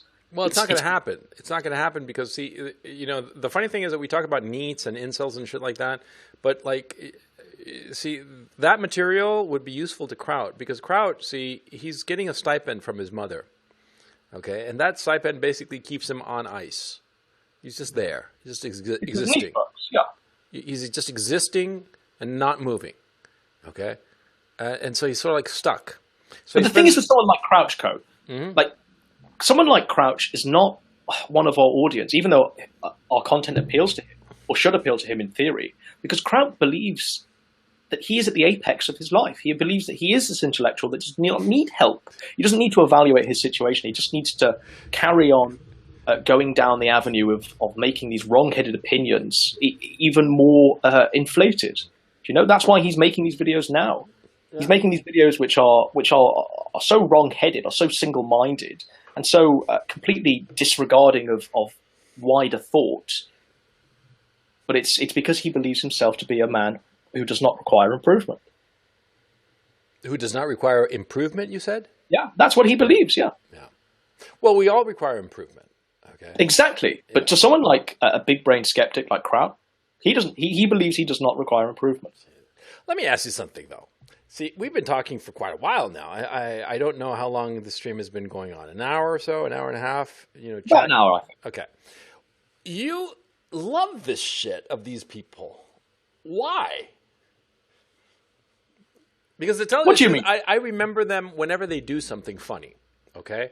Then I sort of like, oh, it's them again. You know, like the Black Pigeon Speaks. I hadn't thought of Kraut in, I don't know, weeks. Or, well, no, I'd actually done a video like a week ago about it. But, you know, I hadn't thought of him since then, you know, because I don't think much of the guy, right? And to tell you the truth, the video I made of Kraut, you know, I was, for the shit stream, right? I was much more interested in the neat effect that it looked like the fucking thing was on fire, didn't it? That was cool. That was actually kind of complicated to achieve, that effect. Okay, the lensing and all that, I love that. But anyway, you care about these people. Why? Because I know why I care about it. Coach, these people exist on a chessboard in my mind. Right. And every time they make a move, yeah. I add more I add more paint to the chess piece. Okay. And eventually you're mixing your metaphors horribly, worse than me. Yeah, and? Eventually they become so painted up and so pretty. Oh, I have to make a video. You know, the narrative. Are you going to do a video on these people? I hope you do. Well, I want to see the video you made on me, man. That would have been funny. The video I made on you was boring. That's a simple way. Jesus Christ, That's why I man! never got. Am I boring? Chat. Press 1 if I'm boring, and press 0 if you think I'm not boring. The video I made on you chronicled everything we've spoken about here with a bit of formal analysis thrown in. You know, it was never gonna really be a great video, I thought. But no, the reason why these people interest me so much is because I don't see them with any sort of reverence. I don't see them as any sort of successes. They're all people on a chessboard. They're akin to Christian. They're akin to Jahan's. Like, you know, in my mind, they're no better than DSP. And that's always the best way to tackle these people, I think, personally, because you can form a really consistent opinion on them.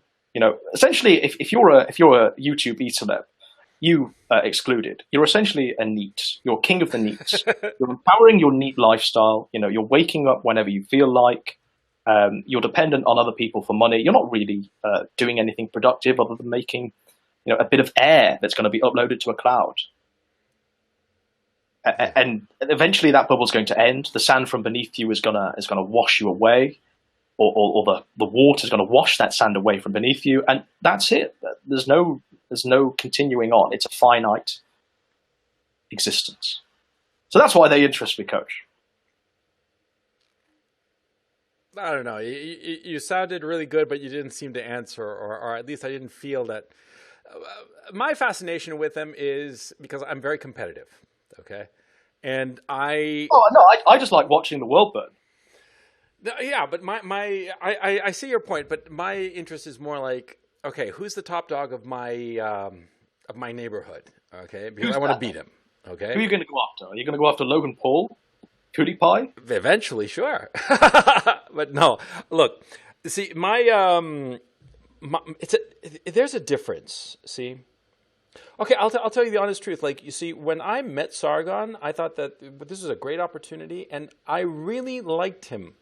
And at the time, I knew him superficially. I didn't know him as well as now. And see, at the time, I thought, man, I could be like really good friends with this guy. And in point of fact, we had a number of conversations in quite some depth that were really interesting.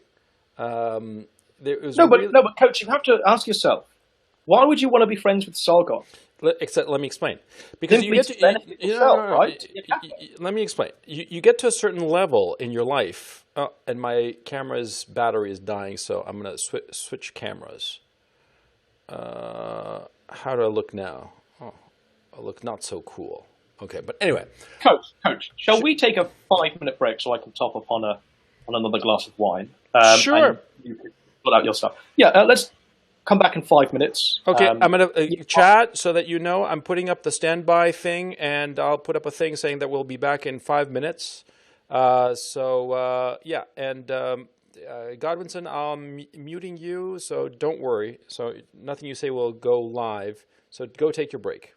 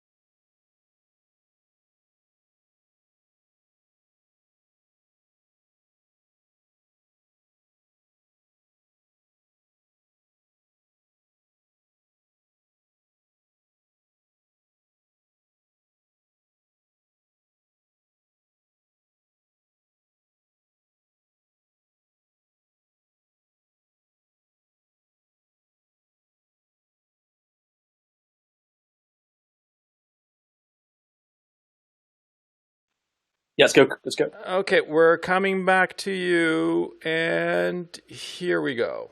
Yeah, back. And my DSLR died, so it's just going to be the shitty webcam. Sorry, guys.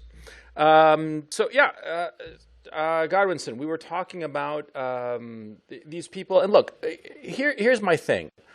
The reason I was asking why you find them so interesting, and why I found them interesting was because I'm always interested in knowing who are the major players in any environment I go into. Okay, and so the skeptics became like the obvious group, right? And as I started watching them, I was just interested in them.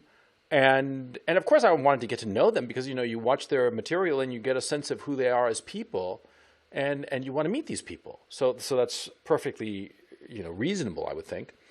And also, I'm a naturally competitive guy, and so I like knowing who's like the top dog, because it's not that I think I'm going to beat the top dog, but I just want to know who it is. It's sort of like, okay, where am I in the pecking order? I guess it's, I don't know what it is. It's just me, or it's just a natural thing of mammals, or whatever. So that was my initial interest. But as I got to know them, I was so disappointed because, see, here's another thing. Part of the reason that I'm interested in meeting some of these people is that you get to a certain point in your life and you get older and you have fewer and fewer friends, and fewer and fewer people that you have things in common with, that you can really talk and have interesting conversations. You don't have to be friends with everybody, but the colleagues that you have and the things that you're spending a lot of time in, like your work or your hobby, like in this case, you want to get to know the other people who are doing it because only they can understand you. I talk to the people in my life about this, like the real people, right? And they're like, whatever, they'll listen politely, but they won't understand the significance of like BPS going full, kamikaze on crowd. They won't understand that, right? But you, Godwinson, will, right? And so you naturally gravitate towards people who know about your interest, know about your hobby. You want to interact with them. You want to be friends with them even. And what happens is that, see, I got to know Sargon and that whole clique, and I was just so disappointed. They were such... I thought that they would be a better class of people, and they weren't. They were just very disappointing. Okay, and ultimately, what happens is that you wanna be hanging out with people whom you respect, whom you find interesting. Does this make any sense? I'm not being very articulate, but yeah, and I'd have to say, Coach, I don't think you're going to find that on the internet, and especially not in the drama community, if it even is a community. Well, there are some people that are very interesting, such as yourself, such as, say, Jim, such as the distributist, people who are very, very bright and very, very talented and very interesting for that reason. I'm not saying that we're all going to like sit around a campfire and sing Kumbaya and be friends. No, I'm saying of just being able to have exchanges, conversations, and talk about things that we're similarly interested in, I mean, like for instance, you and I, we can talk about BPS going full on, I'm going to get these sons of bitches, which is going to be actually kind of amazing because he did it. Is that his angle, Coach? Is that what he's doing? I mean, because it would be wise of him to just stay out of it, really. No, they want him to be in the shit with them. They want to bring him down, really. You think that's his case? Because they want to deplatform him, don't they? So they can have a win. He just put out an 1.5-hour response video to Kraut's video, right, where he goes, point by point and refutes everything. And tomorrow he's going to... What's the point of wasting the time doing that? Do you know?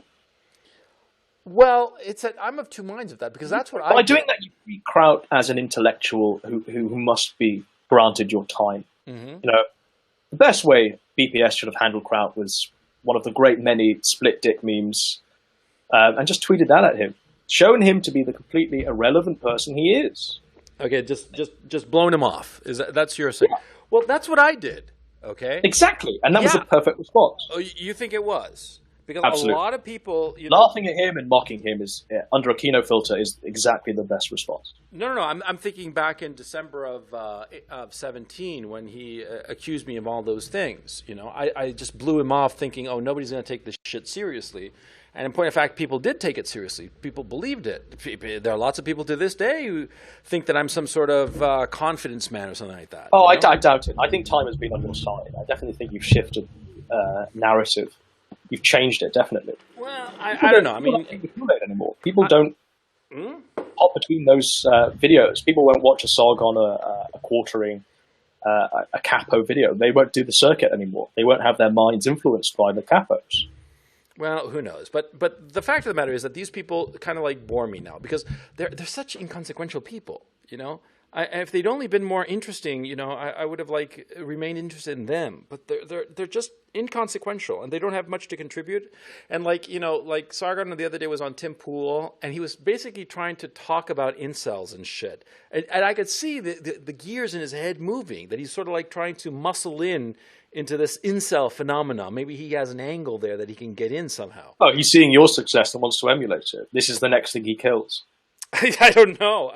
I don't know. I think it's kind of who knows? Who knows? But if he does stick his snout into my neck of the woods, into my thing, I don't know. I'll just mock him. I don't know. I don't care. I don't care about the guy enough anymore because I think that he's a fool, and I watch him kill his own credibility day by day by doing one stupid thing after the next. You know, a year and a half ago, I mean, people respected him. He was a name. He was like a big deal.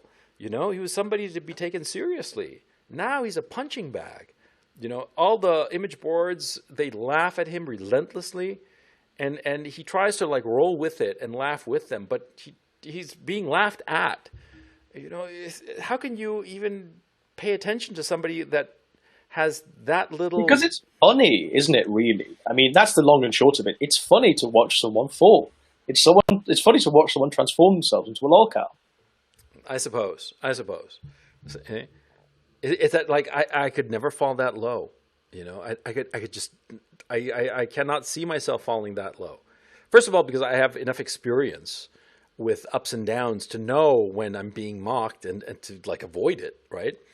And secondly, it's just, no, I can't. I do not see how somebody could allow themselves to fall like that. And if I ever fall that way, please just put a bullet between my eyes. You had a slight trough, right? And I think everyone can agree when you went against Fuentes that time. You know. Oh yeah, I got BTFO'd. That was a trough. You know, you didn't come out. I got BTFO'd, sure. But the way you handled that, you didn't say, "Oh, you know, now I'm going to make coachistism. Now I'm going to inspire a generation of Chatelet stranglers." No. You just moved on. You carried on doing what you were doing. That's how you do. That's how you handle this stuff. But the thing is, this whole rent-free inside your head meme, not a meme of these people.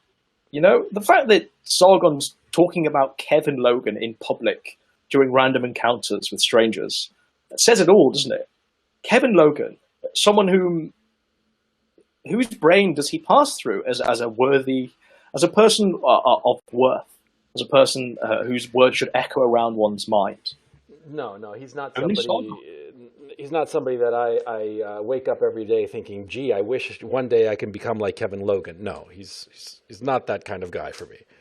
Just a quick question, Coach. Sure. Do you think that Warski Tonka is going to happen? The IRL fight. Well, I'm going to be there. Okay, so something better. Yeah, I'll fly out as well if that actually happens. Yeah, well, you're going. Okay, great. So if it actually happens, I'll be on the plane. Yeah. No. I'm going anyway. Okay, I'm booking my ticket because I figure that something funny is going to happen anyway. You're going to go anyway, Coach? Well, I have to be in New York. Okay, I have some IRL stuff to take care of, right? And so since I have to be there, flying from New York to Knoxville is just a couple $100. So it's like no big deal, right? And I'm going to be staying at the Warski HQ that they rented this big place. And Are you staying there? Oh, right. I didn't realize you had the invite. Yeah, and look, I know for a fact that Ethan appreciates you. Ethan Ralph, he appreciates you. So you'd definitely be in. You know, just Oh, have to. I don't have any. I don't want to be part of the community or anything like that. I just want to stand outside with a microphone shouting. That's that's the dream for me. Oh no, it's going to be funny. There's going to be all kinds of wild shit going on. Look, worst case scenario, it's going to be a 4-day drunk fest, right? And that'll provide lots of material because I don't really drink, and I know Ethan does, and Andy, God knows what he's going to be doing. So that's going to be like funny as hell, right? So yeah, I just want to see what's going to happen. My prediction: Tonka's going to win. Tonka's going to win. He's so fueled by autism, but trigger a sort of spider monkey-ish autismo rage that's I think is going to empower Tonka to victory. Sadly, well, see, I don't think the fight is actually going to happen. Okay, sadly, I think that Tonka is going to back out somehow, like weasel his way out. Oh, by the way, I've been remiss with chat. Chat. Oh shit! Like there's been like super chats and shit. Okay, so anyway, look. Hang on a second. Before we get into the thing about what you call it, Tonka, I just want to ask quickly to the chat: do I sound okay? Because apparently, are people saying that I don't sound enough? I don't sound loud enough? Chat: if I sound okay, press 1, please. And if I sound like shit, press 0. I don't know this goddamn thing. OBS, man. Okay. Well, there's some nice sentences. So anyway, I'll wait for chat to catch up. I don't think the fight is going to happen. I think that Tonka is going to back out. Now, if he doesn't back out and he's actually there, I'd be extremely surprised. I've got $20 riding on the outcome of this. I bet Ethan $20 that he doesn't show, and Ethan's like, no, he'll show. And we got like a $20 bet going. And my thinking is that he won't show, but it'll still be fun. If he does show, it'll be fun. If he does show and beats the shit out of Andy, which is perfectly reasonable to expect, you know, even if he has some injury or whatever, I figure that that it'll still be worthwhile, a worthwhile spectacle. You know what I mean? I think he'll show, but I think he'll present himself as so pathetic, as so wheelchair bound, that to challenge him to a fight will just be, you know, completely, you know, out of society. Let me ask you something. I never quite understood how Tonka blew his credibility so cataclysmically. Do you know?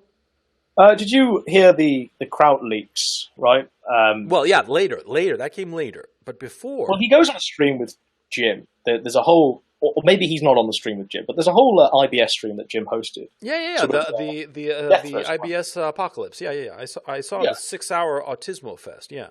Right. And one of the ground rules of that was, you know, no doxing, no what have you. You know, that was the ground rule for it. And in one video, you know, there was an image of Tonka, you know, the skeleton wrestler that he is. And that triggered him. He wanted Medica to remove the stream. People are more clued up on the law, but that's essentially the trigger point of him splitting from Jim. And then him splitting from Jim means that he, you know, the next avenue is join the skeptics, become crowd. You know that there's this this thing going around 8chan, right? That Jim is sort of like gives favor and then takes it away, and that he conferred favor to Tonka. Coach, just a second. What? You browse 8chan? Sure. I didn't realize. I thought there was like an age limit. Good one. No, and sometimes they come up with like memes about me that are funny as hell. Of course, I look at it. It's amusing, and like I post my shitstream videos there, and that's pretty much. Coach. What? Here's a lesson I hope you heed. Don't shill your stuff there. It's a 2-edged sword. You will feel a burn. Oh yeah. They all do it. All of these celebs do it. The only reason I don't browse there anymore is because I uncovered that e-celebs were doing this. E-celebs were shilling their stuff on 8chan, coordinating their shilling, right? Oh, really? Absolutely. Coordinating stuff. And that's when I found out that these weren't just random anons anymore. They were part of a defense force. And sooner or later, bites you in the ass. Well, probably. My Okay. advice would be don't chill on 8chan, coach. Okay. No, look, I don't. Look, I Which don't take. board are you shilling? I don't. Cow board. Oh gosh, Jesus. Yeah, yeah. I don't care no, because I really don't. It's not. Look, you got to understand something. I take this as an amusement, and if people shit all over me, well, that's fine. You know, I mean, it's funny when they do memes that make fun of me or whatever. I find it funny. See, I don't take it seriously. You know, there are other things that are much more important that are things that should be taken seriously. You see what I'm saying? How can I put this? It's that for me, it's just not real life. It's just a fun hobby that has its limits. You know. The thing is, though, coach, that place used to be such a great board. Yeah. It used to be a board where it was just random anons who didn't come there with ideology, who didn't care about it. We're just shitting on everyone. No one cared about who they were shitting on, as long as it was a laugh. Right. And what I saw last time I browsed it about 2-3 months ago, you see people saying, "Oh, they're the real lolcow." You know, you see people trying to deflect and trying to stop people from having a good time, stop people from laughing, and that's what's ruined that board, sadly. I'm sure I've got people who watch my content there, and that's always fine. You know, I'm happy for that. But even they will realize that sometimes they're posting something that's being replied to by an e-celeb who doesn't want their credibility slighted. Oh no, I never post replies. I only ever post like a video, and I don't make any effort to hide who I am. You know, and sometimes I just address. Oh, do you trip fact? Have you bought a trip? A what? Oh gosh. So you know the green text name that identifies you that's not an anon, right? Yeah. You bought one of them? No. An 8chan premium member? No. I didn't know you could even do such a thing. Oh no, I'm not going to do that because that sounds kind of gay, you know. But it's for me like. Sharing my videos to people who'd appreciate it, like a lot of the people on Cow. Yeah, I mean, like the shitstream stuff, I put out there and they like it, they enjoy it. Great. What, 10 anons and a bunch of e-celebs? Well, probably, you know, who knows? But I don't care. It's like, I do not care if, like, you know, they rip me a new one someday because I can just, like, ignore it. I can, you know, it's just one more browser page. Just shut it off and it's gone. Because that's the thing about, and this is the thing that deeply concerns me insofar as my own kids are concerned. See, to think that what's going on online is like real. It's not. It's just you know, ether. As you yourself said it. It's just ether. It's just words written in sand. You know? Tomorrow you could be deplatformed. Even now you could be deplatformed. The channel could be struck simply by the stream and you'd lose your ability to make super chat money. You know? It's all ephemeral.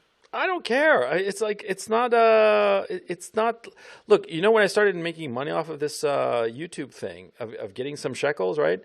You know what I was thinking? I was thinking, great, I can get all this gear. That's what I was thinking. Because like in my own case, I've reached a limit to how much money I can spend on the hobby without feeling really bad about it. Because it's just like a mental thing. I mean, yeah, sure, I've got the credit cards. I could just go and get whatever shit I want, right? And so, but I reached my limit, and with the revenue from Google and Patreon, the Google revenue is minimal, but the Patreon revenue, you know, yeah, I'm going to get new lenses and shit, and that's part of the excitement about this New York trip because I'm going to go to B&H Photo and pick up gear. I can't wait, right? But like, but no, in terms of like earning a living off of this shit. No, you can't. I mean, it's totally unstable. And like we were talking about before about Sargon and his income stream, anybody who's depending on this is foolish. Now, this whole the thought tax thing. Thought audit. Yeah. Thoughtgate or whatever they call it, thought audit, right? That's right, yeah. That's fucking funny. You know, I have to admit, I don't care saying it in public. I've seen that Brittany Venti woman. I actually caught her streaming like a day or two ago. And I tuned in for about, I don't know, 2-3 minutes.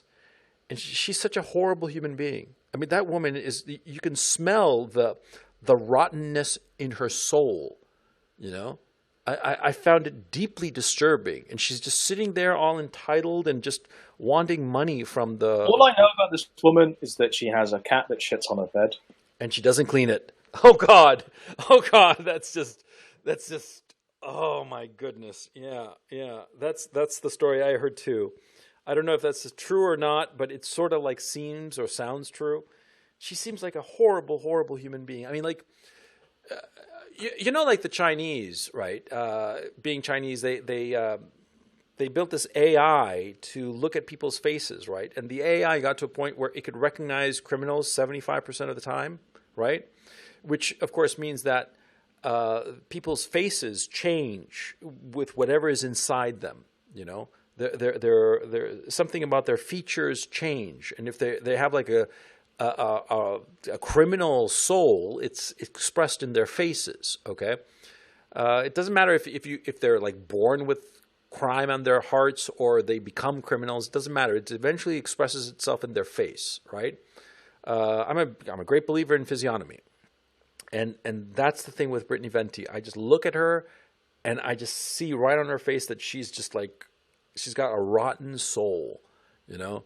It was deeply disturbing. Just watching her for 2 minutes, I was just like creeped the fuck out by that woman. She is. Just, have you ever interacted with her on the many streams you've been on? Or? Do not want to.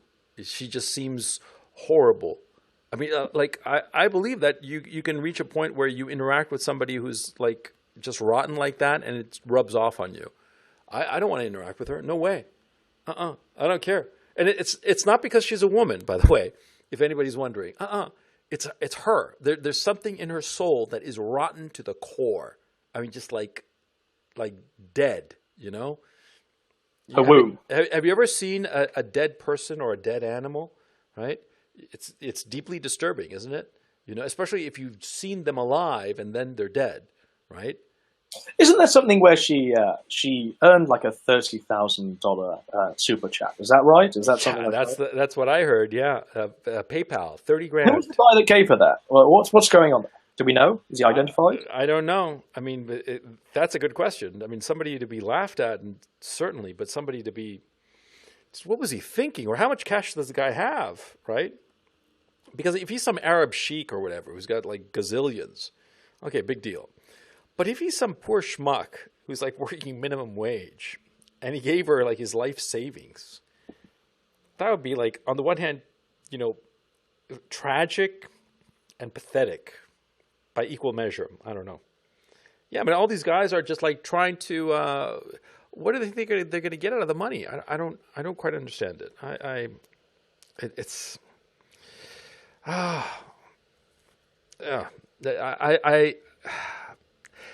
it's that I find such women, they're basically prostitutes. Holy cow, there have been like a bunch of super chats.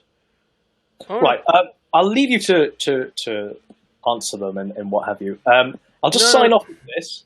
I want to have a little competition with you, Coach. I believe that we can have like a Nectar Kino competition. Would you be up for that? Would you be up for like making a video? We both make a video about a topic. We cap it at 5 minutes, and we see which comes out better in about a week's time. 5 minutes, man. You know how long-winded I am, man. Okay, 5 minutes. Okay, the limit is 5 minutes. And what's it about? And we can employ as much Kino and Nectar as we want. And the topic I want to do is maybe the story of Kraut, maybe something like that. I don't want to do that guy again. I'm so bored with him. What would you like to talk about then, Coach? I don't know, but I don't want to talk about him because I'm bored with him. Because he's just not interesting. You know, there's only so many times you can beat a dead horse. You know what I'm saying? We'll need a topic where we can both agree that it's interesting for both of us, where we can really fire out stuff at the peak of our powers.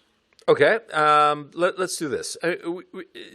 Just because we can't come up with something offhand right this second doesn't mean that this is off, right? So let's do this. I think we should announce it now so we can get hype up. You know what I mean? Yeah, so we're definitely going to do this. Okay. People in the chat are saying Venti.